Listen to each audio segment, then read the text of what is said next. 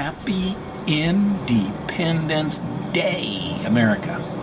Well, I should say USA, because there is North America, South America. But yeah, so today we're going to skip around a little bit because this is, we're going to go to here, which is the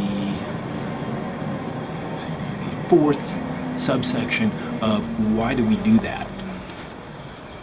Money and freedom. Now, this is, well, this today actually is a special day. 192 years ago, on this day, Thomas Jefferson, one of the initial drafters of the Declaration of Independence, which is what technically everybody should be celebrating, died. And coincidentally, the only other surviving one of the founding fathers was John Adams, and he died 5 hours later. He was 90 years old. Thomas Jefferson's 86. They were both in ill health, but nevertheless, it's kind of a weird coincidence. And both of them were totally against what I'm going to rant about a little bit today. And I'll start out with this, because this is Swiss money. That's 200 francs. This is also Swiss money. Used to be, is still, but used to be legal tender up until about 1939. You can, maybe you can see, no you can't. Can you see in there? Maybe if I get close. No, okay, you can't see. But anyway, it was 20 francs. That's called Swiss friendly. It's about 1/5 of an ounce of gold. Today, this is worth about approximately $200, 200 francs. This won't even buy one of these. So what's the difference? A lot of people say, oh, the value of gold went up. No, the value of this went down, because this is something that man makes. It really has no value except for what the government says it's worth. This, however, this was made by God, or it's in nature, and it is limited. So the value is determined by the market, unless, of course, the market is manipulated like it is today. It's Adlai Stevenson, an American politician, once said, "It used to be that a fool and his money were soon parted, but now it happens to everybody." And it's kind of a non-voluntary thing. It all happened in 1913. And most of my thoughts on these things come from these books here. This one over here. And this one is a pretty good description on how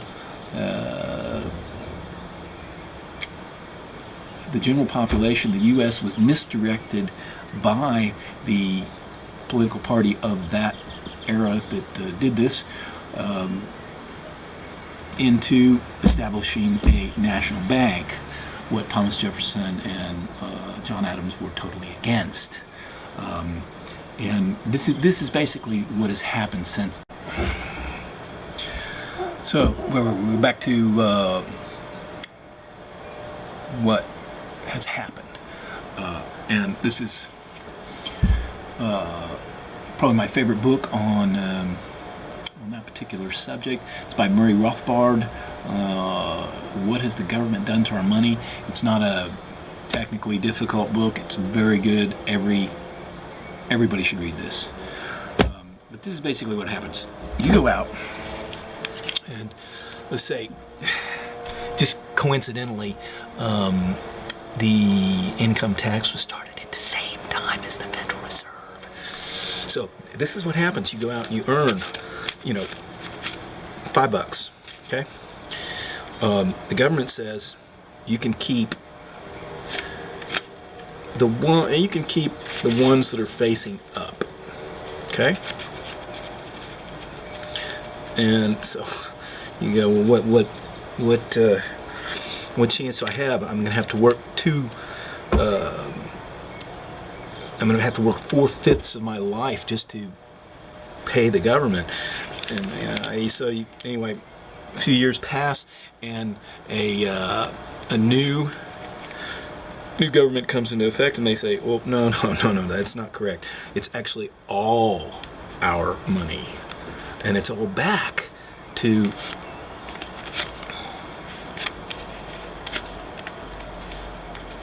their money. So people go up in arms, they elect a new government, and they say, oh, okay, well, no, you can actually keep every bill that is turned up. So we're back to the same spot that we started in. But then this happens over and over and over. And what happens is in 100 years, we have this situation.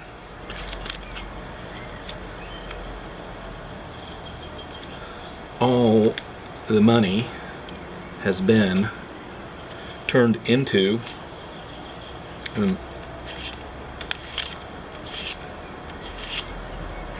100 times worse situation. So now you've got 20, 40, 60, 80, 100 times worse. And that's basically what they do.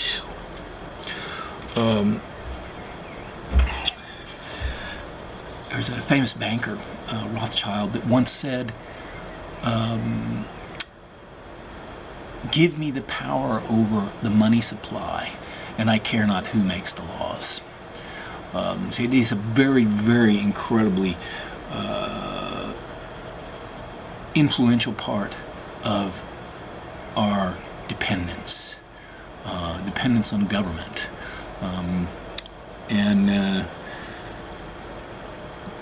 This book was a very influential book for me.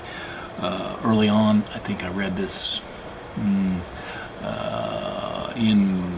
high school, actually, and I've read it again since. It's obviously a very long book, but it's extremely good. This is also from Harry Brown, How I Found Freedom in an Unfree World. Very good book. It's out of print, but you can find them used. And this one is one that every American should read. This was written, I think, about 15 years ago by Neil Bortz and John Linder, and basically says that by eliminating the IRS, that we could save we could reduce the income tax, eliminate the income tax, and have a flat tax of 25% on all consumption, and that would more than cover the needs of funding the government, which is a pretty critical issue these days, as it keeps up with deficit spending. And that's basically what happens with the money, why it goes from a value of 20 when it's backed by something God made to 200 in 70 years.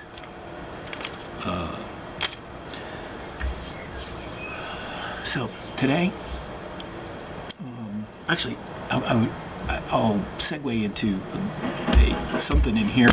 This is a soliloquy by John Galt, and I think it's by John Galt. I can't remember. And it's about money. It's amazing that people, if you think about it, if you ask someone if they won the lottery, 10 million, 100 million, doesn't really matter, what would they do? And almost 90% of what you hear them saying is things like, oh, I'd have a big party for my friends, I would help my relatives out, I would take a year off and go see the world, I'd buy a sailing boat and sail off into the sunset. But basically everything that people talk about has to do with freedom, and that's what money represents. If I told you that I would give you $5 to read this book, or $50, what would you choose? If you said $5, I got some great property in Florida I'd like to sell you. It's oceanfront, right in the middle of Florida. If you said $50, you're like everybody else. You're greedy. People are hardwired to be greedy because we have to plan for hard times. So we have to work when we can to produce more than what we need so we can save it for later when maybe we can't work, or winter, which doesn't produce crops, and things like that. That's one of the reasons that it's theorized that the colder climates, the people that have evolved in the colder climates have higher IQs because they have to deal with more problems. They have to plan ahead, they have to think ahead. That's a whole different subject. But yeah, let's see if I can find this. Here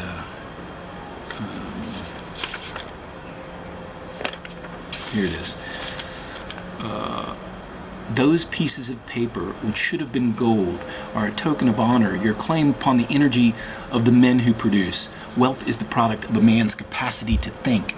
Try to obtain your food by means of nothing but physical motions, and you'll learn that man's mind is the root of all the goods produced and of all the wealth that has ever existed on earth. Money rests on the axiom that every man is the owner of his mind and his effort, but money is only a tool. It will take you wherever you wish, but it will not replace you as the driver. It will give you the means for the satisfaction of your desires, but it will not provide you with the desires. Or did you say it's the love of money that's the root of all evil? To love a thing is to know and love its nature. To love money is to know and love the fact that money is the creation of the best power within you. And your passkey to trade your effort for the effort of creation of the best power within you, and your effort for the effort of the best among men. It's the person who would sell his soul for a nickel, who is loudest in proclaiming his hatred of money, and he has good reason to hate it. The lovers of money are willing to work for it. They know they are able to deserve it. Let me give you a time on a clue to men's characters. The man who damns money has obtained it dishonorably. The man who respects it has earned it. She goes on to describe what's happening in our monetary system today and predicting society in a fictional way to dissolve into ruins and slaughter. Quote, whenever destroyers appear among men, they start by destroying money, for money is the men's protection and the base of a moral existence. Destroyers seize gold and leave to its owners a counterfeit pile of paper. This kills all objective standards and delivers men into the arbitrary power of an arbitrary setter of values. Gold was an objective value, an equivalent of wealth produced. Paper is a mortgage on wealth that does not exist, backed by a gun aimed at those who are expected to produce it. Paper is a check drawn by legal looters upon an account which is not theirs, upon the virtue of the victims. Watch for the day when it bounces marked account overdrawn. So when you're celebrating today, celebrate the founding fathers and their vision of what America should be.